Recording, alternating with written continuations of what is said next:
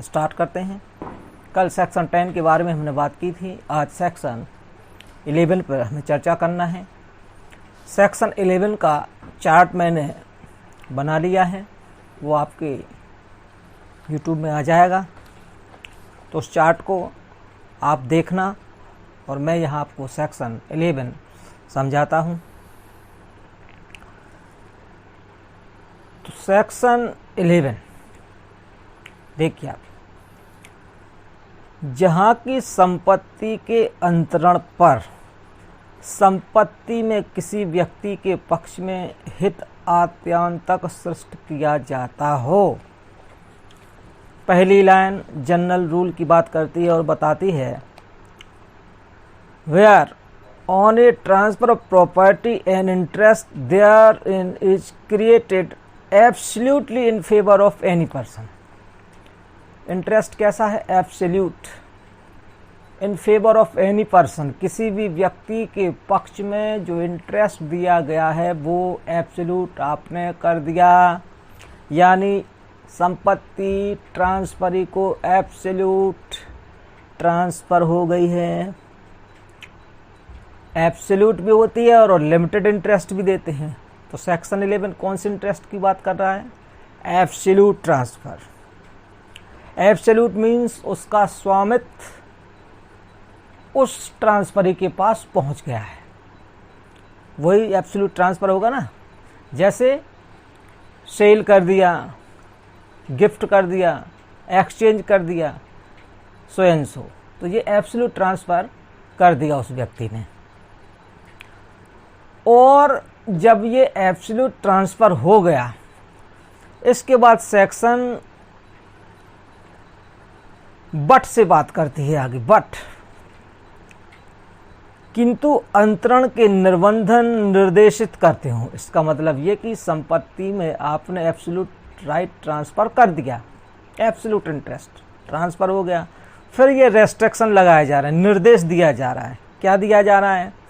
कि वह ऐसे हित का विशिष्ट रीति से उपयोग करे या उपभोग करे। यानी जब आपने एब्सोल्यूट इंटरेस्ट दे दिया, फिर आप उसको मैनर बता रहे हैं कि आप इस रीति से इसका उपयोग करें। ये सेक्शन यहां तक बोलती है। तो किस मैनर से उसको उपयोग करना है, ये तो अब ट्रांसफरी के ऊपर है, क्योंकि ट्रांसफरी ने कैसा इंटरेस्ट लिया? एब्सोल्यूट इंटरेस्ट लिया। जब एब्सोल्यूट इंटरेस्ट उसको मिल गया, तब उसके ऊपर इस तरह की कोई रेस्ट्रिक्शन लगाई जाएगी कि नहीं भैया आप इस तरह से उपयोग करेंगे। तो ऐसी रेस्ट्रिक्शन के लिए सेक्शन 11 आती है।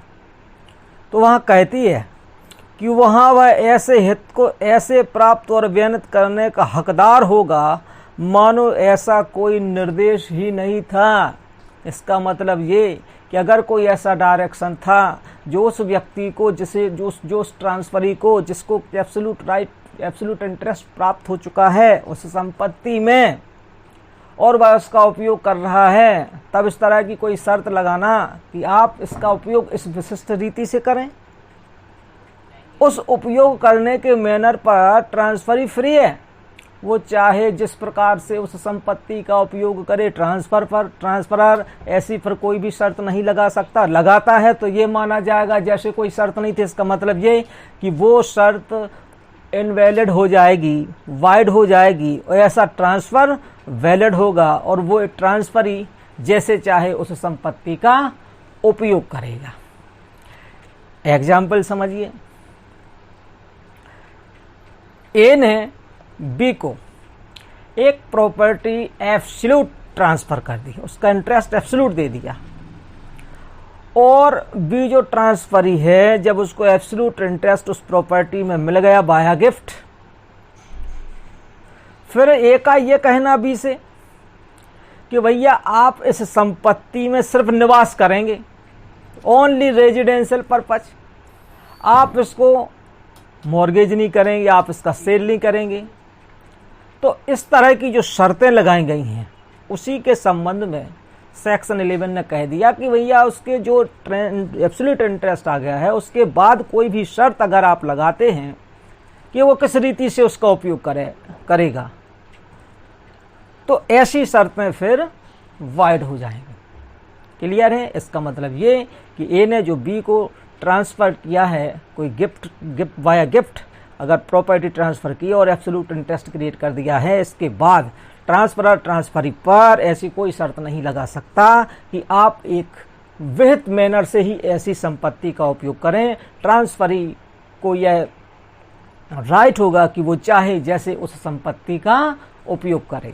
तो ये सेक्शन जो 11 है ये ज्यूरिस्प्रूडेंस पर बेस्ड है, क्योंकि वहाँ पे ओनरशिप को बताया है कि एक व्यक्ति को जब किसी संपत्ति पर ओनरशिप प्राप्त हो जाती है तो उस व्यक्ति का यह राइट होता है कि वो उस संपत्ति को चाहे जिस प्रकार से यूज करे, उसकी यूजबिलिटी पर कोई भी रेस्ट्रिक्शन अलाउ नहीं होगी। यही सेक्शन 11 का कहना है। फिर उसके नीचे आया जहाँ की कोई ऐसा निर्देश, जहाँ की कोई एक तरह से ये प्रोविजो है सेक्शन का। दूसरा पार्ट प्रोविजो की बात करता हो। ये जो प्रोविजो आया है ये बहुत ही मशहूर एक लैंडमार्क केस है, उसके माध्यम से ये बेस्ड है, उस केस पर बेस्ड है ये एक्सेप्शन। तो उस केस का नाम है टक बनाम मॉक्से का केस। Very very important. उसी केस का यह रेफरेंस है, टक बनाम मॉक्से। समझिए इसको समझने के पहले मैं आपको समझा देता हूं। एक कोई प्रॉपर्टी है और उस प्रॉपर्टी में से 2 टुकड़े किए गए। अब 2 टुकड़े उस प्रॉपर्टी के हो गए हैं और एक पोर्शन को भैया ट्रांसफर कर दिया गया और एक उसका पोर्शन ट्रांसफरर के पास और एक पोर्शन ट्रांसफरी के पास आ गया है। तब ऐसी दशा में जब एक ही संपत्ति के 2 पोर्शन किए जा रहे, देखो भाई, और एक पोर्शन ट्रांसफरर के पास, एक पोर्शन ट्रांसफरी के पास, तब ट्रांसफरर दूसरे पोर्शन के जो संपत्ति का पोर्शन दूसरा है उस ट्रांसफरी पर यह रेस्ट्रिक्शन लगा सकता है कि वो उस दूसरे पोर्शन को किस प्रकार से यूज करेगा। ऐसा क्यों? क्योंकि उस दूसरे पोर्शन से हो सकता है ट्रांसफरर को हवा आती हो, प्रकाश आता हो, मार्ग का अधिकार हो। तो अगर वो ये राइट जब ट्रांसफ़र करता है ट्रांसफरी को और एब्सोल्यूट इंटरेस्ट क्रिएट करता है और साथ में अगर एक्सेप्शनल पोजीशन में उस दूसरे पोर्शन को अपने लाभदायक बेनिफिशियल लाभ के लिए, बेनिफिट के लिए अगर वो इस तरह की शर्तें लगाता है तो यह एक्सेप्शन ऐसी शर्तों को मान्य करेगा। लेकिन एक्सेप्शन तभी आएगा तब जबकि एक ही संपत्ति के 2 पोर्शन किए जाएं। क्लियर? आप देखिए आप कैसे हैं। जहाँ की कोई ऐसा निर्दिष्ट स्थावर संपत्ति के एक टुकड़े के बारे में उस संपत्ति के दूसरे टुकड़े के फायदाप्रद उपयोग को सुनिश्चित करने के प्रयोजन से किया गया हो। यानी अगर कोई निर्देश, कोई डायरेक्शन ट्रांसफरर ने ट्रांसफरी को दूसरे पोर्शन के पे जो फायदाप्रद उपयोग को सुनिश्चित करने के प्रयोग से किया हो, यानी ट्रांसफरर ने जो दूसरा पोर्शन ट्रांसफरी को दिया है उस दूसरे पोर्शन से कोई फायदा अगर किसको लेना है, ट्रांसफरर को, तो वो कहता है कि फायदाप्रद उपयोग के लिए, यानी अगर उस दूसरे पोर्शन से फायदाप्रद उपयोग क्या होगा, मैंने भी बताया था। जैसे अगर प्रकाश आता था तो प्रकाश आता रहे, वायु आती थी वायु आती रहे, उसने बोली धूप आती थी वायु आती थी, या मार्ग से निकलने का राइट था, खिड़की से हवा आने वाली थी, ये सारी चीज़ें।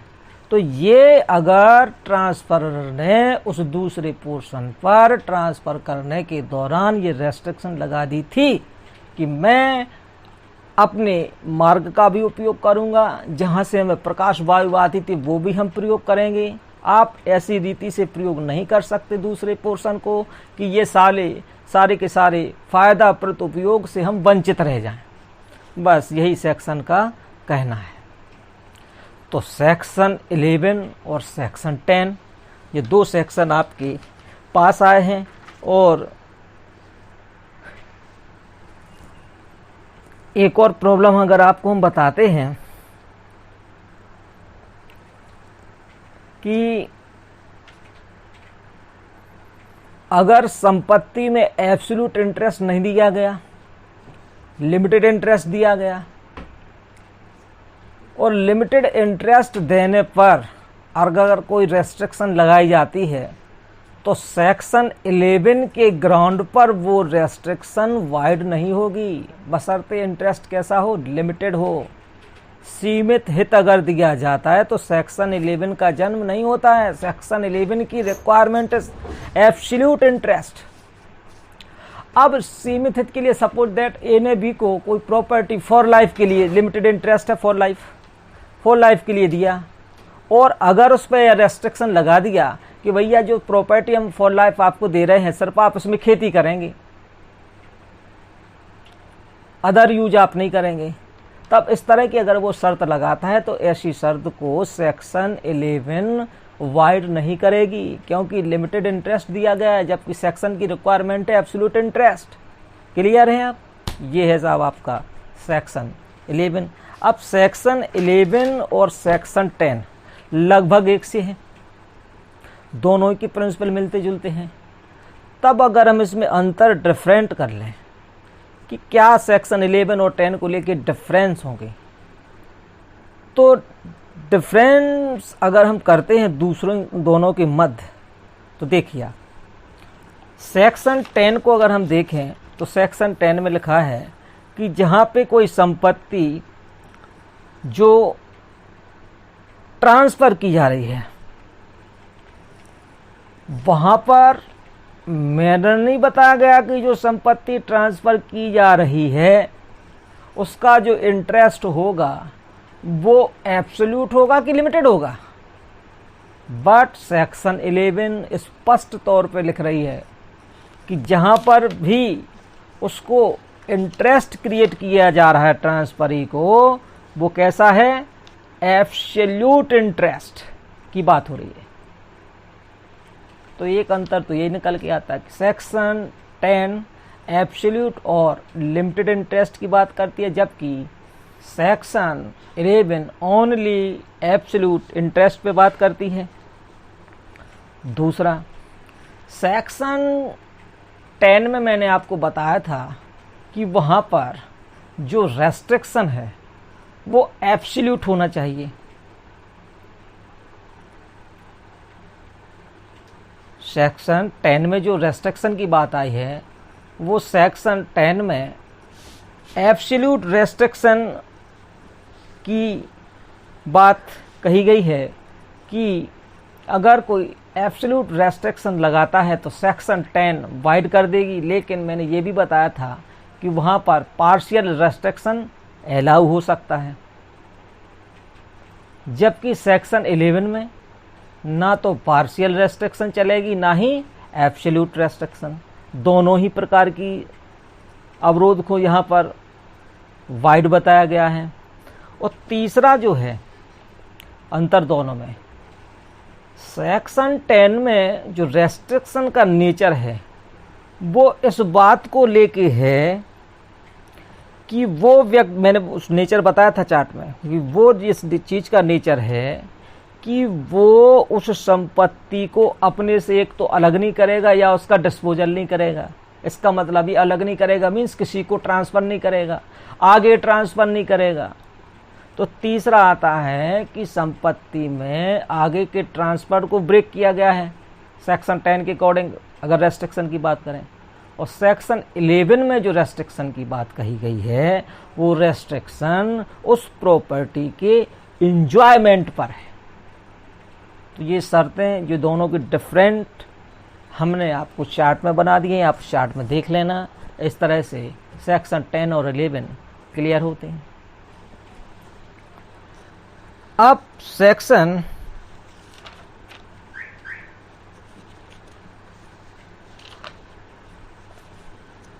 12 पे आते हैं। देखिए साहब, सेक्शन 12 स्पेसिफिकली किसी चीज की बात कर रही है। वो कह रहे दिवाले या प्रत्येक अन्य संक्रमण पर हित को पर्यवसीन बनाने वाली शर्त। भाषा थोड़ी टेक्निकल है, पर इसको जब हम समझ लेंगे ना बाय एग्जाम्पल और व्यवहारिकता से, तो ये बड़ी सिंपल है। वो कह रहा condition making interest determinable on insolvent, एक बड़ा इसमें इंसॉल्वेंसी और अटेम्प्टेड एलिनेशन। एलिनेशन मीन्स अलग करना, किसी चीज को सेपरेट कर देना, एलिनेशन। देखिए यहां पर भी संपत्ति का अंतरण होगा, और संपत्ति जब ट्रांसफर हो जाएगी, हित इंटरेस्ट जब क्रिएट हो जाएगा, फिर ये शर्तें लगाई जाएंगी। तो आपको तो पता ही है कि जब इंटरेस्ट क्रिएट हो जाए उसके बाद किसी तरह की शर्त लगाना सेक्शन 10 और 11 ने अलाउ नहीं किया था। उसी के चलते सेक्शन 12 भी यही बात करती है। वो कहती है कि जहाँ की इस शर्त या मर्यादा के अधीन संपत्ति अंतरित की जाती है, कि यानी संपत्ति का अंतरण हो रहा है लेकिन उसके ऊपर कोई कंडीशन और लिमिटेशन है। क्या है कि किसी व्यक्ति को या उसके फायदे के लिए आरक्षित या दिया हुआ उस संपत्ति में कोई भी हित उस व्यक्ति के दिवालिया होने पर या उसके अंतरण या व्ययन करने का प्रयास करने पर समाप्त हो जाएगा। क्या हो जाएगा समाप्त? उसका इंटरेस्ट। वहाँ ऐसी शर्त या मर्यादा शून्य है। देखिए आपने संपत्ति को ट्रांसफर किया, सामने वाले ट्रांसफरी को आपने इंटरेस्ट क्रिएटेड कर दिया, और क्रिएट करने के बाद अब आपने जो शर्तें और लिमिटेशन और कंडीशन लगाई थी, वह लिमिटेशन और कंडीशन इस नेचर की हैं कि अगर ट्रांसफरी कल के दिन तुम इंसॉल्वेंट हो जाओगे, एक, या कल के दिन आप इस संपत्ति का अंतरण करने लगोगे, दो, या कल के दिन जब आप इस संपत्ति का डिस्पोजल करने लगेंगे, तीन, तब ट्रांसफरर का ये कहना है कि अगर इन तीन कंडीशनों को फुलफिल किया गया तो ऐसा अंतरण आप नहीं कर सकते, प्रॉपर्टी रिवर्स होके मेरे पास हो जाएगी। तब कहा जाता है कि ट्रांसफरर के द्वारा अगर ट्रांसफरी को कोई प्रॉपर्टी ट्रांसफ़र कर दी गई है और ये तीन तरह की रेस्ट्रिक्शन लगाई जाती हैं। आफ्टर क्रिएटेड इंटरेस्ट क्या शर्तें लगाई जाती है? अगर आप इंसॉल्वेंट हो गए, दिवालिया हो गए, या आपने इसको किसी को ट्रांसफ़र किया, या आपने इसका डिस्पोजल किया, तो यह संपत्ति करने का प्रयास किया तो ऐसा हित समाप्त हो जाएगा। तो सेक्शन 12 कहती है कि ऐसा हित समाप्त नहीं होगा, बल्कि ऐसा हित वैलिड रहेगा, ट्रांसफ़र वैलिड रहेगा। और जो आपने शर्तें लगाई थी तीन तरह की, कि अगर दिवालिया हो गए, ट्रांसफ़र किया या डिस्पोजल किया, तो इन दशाओं में अगर ये तीनों चीज़ें आपने की, तो वो कहता है ट्रांसफरर की आपका इंटरेस्ट समाप्त हो जाएगा। लेकिन सेक्शन कहती है कि ट्रांसफरर के द्वारा अगर ऐसी शर्तें लगाई जाती हैं तो ये शर्तें, ये कंडीशन, ये लिमिटेशन तो वाइड होंगी और ट्रांसफ़र वैलिड होगा। ये बात है।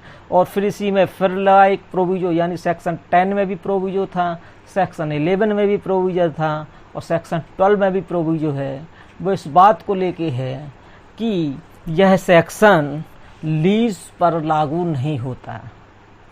लीज यानी पट्टे पर यह धारा लागू नहीं होगी। इसका मतलब ये कि अगर लेजर लीज करने के दौरान लेजी पर यह रेस्ट्रिक्शन लगाता है कि भैया अगर ये जो संपत्ति हम आपको ट्रांसफ़र कर रहे हैं वाया लीज, तो अगर ये संपत्ति जो लीज पर लीजर को लेजी को दी गई है, अगर आप इंसॉल्वेंट हो गए या आपने इसको ट्रांसफ़र किया या आपने इसका डिस्पोजल किया, तो यह प्रॉपर्टी रिवर्स होके ट्रांसफरर के पास आ जाएगी। ऐसी शर्त अगर उस लीज के ट्रांजैक्शन में लगाई जाती है तो सेक्शन 12 उस पर कोई भी इफेक्ट नहीं डालेगी। इसका मतलब ये कि सेक्शन 12 का जो कॉन्सेप्ट है वह पट्टे पर लागू नहीं होता। इस तरह से आपका सेक्शन 10, 11, 12 समझ में आया होगा। इसको आप पढ़ना, शब्दों के साथ पढ़ना, जैसा मैं पढ़ रहा हूँ वैसे आप पढ़ना, तो आपको पूरा क्लियर हो जाएगा। ओके, अब आगे चलते हैं अपन सेक्शन 13 पे बात करना है और 14 पे बात करना है। क्लियर? तो ये भी हम फिर से आपको बताते हैं।